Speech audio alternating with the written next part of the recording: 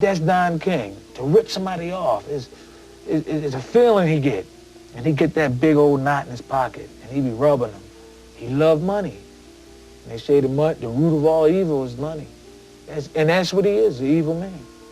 With his gravity-defying grey hair and flamboyant behaviour, most boxing fans will be able to identify this individual while not knowing much about his history and how he got there. Don King was a man behind some of the most legendary fights in boxing history. However, throughout his career, he's faced almost constant accusations of corruption, fraud, and flagrant behaviour.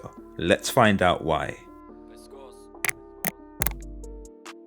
Prior to becoming one of the most successful promoters in boxing, Don King grew up in the rough streets in Cleveland, Ohio in the 1930s, and he was heavily involved in the numbers game, which is a form of illegal gambling that was popular in the early 19th century amongst impoverished neighborhoods. At 20 years old, King was well on his way to becoming the most successful numbers runner, collecting money and lottery slips, which he delivered to makeshift betting parlors across Cleveland. King, or Cadillac Slim as many called him at the time, was a natural, and by the 1950s he had complex systems in place that made him the most successful numbers banker in Cleveland, along with his other business ventures, which included running a nightclub.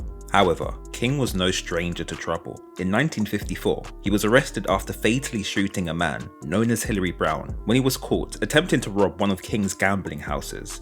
King would later get away with this, and he was set free after the judge ruled the killing as a justifiable homicide. But 12 years later, Don King was responsible for the death of another man named Sam Garrett. After a brief argument, the two men began fighting in the street, but Garrett was a much smaller man who was no match for King and was soon left helpless to a series of punches to the face. Garrett would end up dead, his head smashed in against the sidewalk. The reason?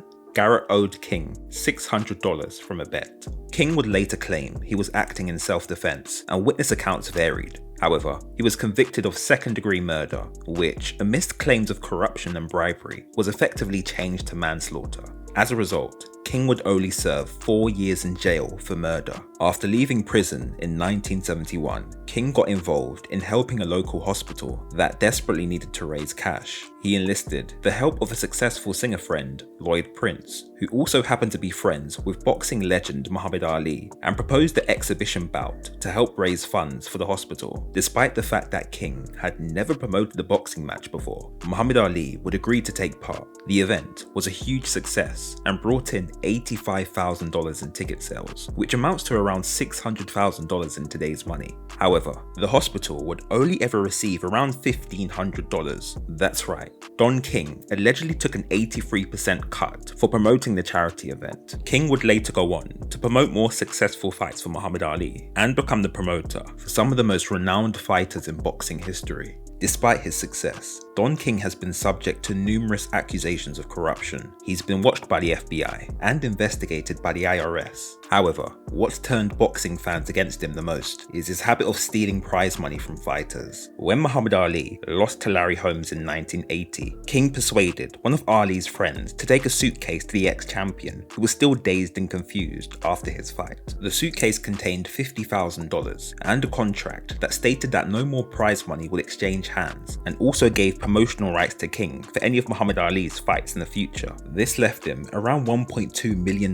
short of a guaranteed $8 million purse, and although Ali sued, King would end up receiving an out-of-court settlement for just $100,000. This set a precedent for King that would continue through the 1980s and 1990s, when a long list of boxers felt they'd been robbed by their promoter. This led to a number of lawsuits from his own clients, though, like Ali, most settled out of court. Larry Holmes has alleged that over the course of his career, King stole $10 million in fight purses, including claiming 25% of his purses as a hidden manager. Holmes says he only received $150,000 of a contracted $500,000 for his fight with Ken Norton, and $50,000 of $200,000 for facing Ernie Shavers. Holmes sued King after King deducted a $300,000 finder's fee from his fight purse against Mike Tyson. Holmes would later settle for $150,000 and also signed a legal agreement pledging not to release any more negative information about King to reporters. However, Larry Holmes would later comment that King looks black,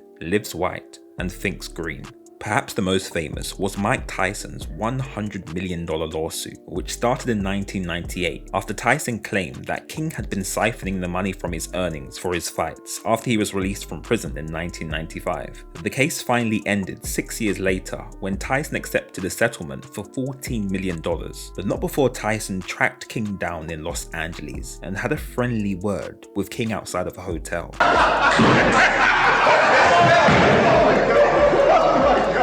But King wasn't just content with stealing money from fighters, he was also accused of stealing the World Boxing Council heavyweight title from Leon Spinks. Spinks won both the WBA and WBC belts from Muhammad Ali in a fight promoted by Bob Arum, who would have got to promote the subsequent title defenses. Spinks admired Muhammad Ali and offered him a rematch, giving King, not happy with missing out on promoting future WBC contestants, the chance to act. He contacted his friend, who at the time was the president of the WBC, Jose Sullivan, who promptly stripped Spinks of his title for not agreeing to defend it against Ken Norton, who, surprise surprise, also just so happened to be one of King's fighters. King would also use a sneaky contractual clause that required any boxer who wished to challenge one of King's fighters had to agree to being promoted by King in the future if he won. Thus, no matter which boxer was victorious, King always represented the winner, and those who argued against King's terms would find it very difficult to obtain fights, especially title fights with boxers who were also promoted by King. Of course, King would answer such claims of corruption in his own unique and charismatic style. It's clear that Don King has had many critics over the years who feel he's had a negative influence on boxing. His questionable tactics, legal problems, and the level of control he's been able to obtain over the boxing scene has reinforced the idea that boxing is a corrupt sport. However, it's undeniable that it's not been all bad. Not only did Don King increase the purses of popular fighters right from the beginning of his career as a promoter, but he also brought a level of showmanship to the sport that had never been seen before in boxing history that has helped dramatically increase the interest for both casual and die-hard boxing fans. So what's your thoughts on Don King? Let me know down below and be sure to like, comment and subscribe.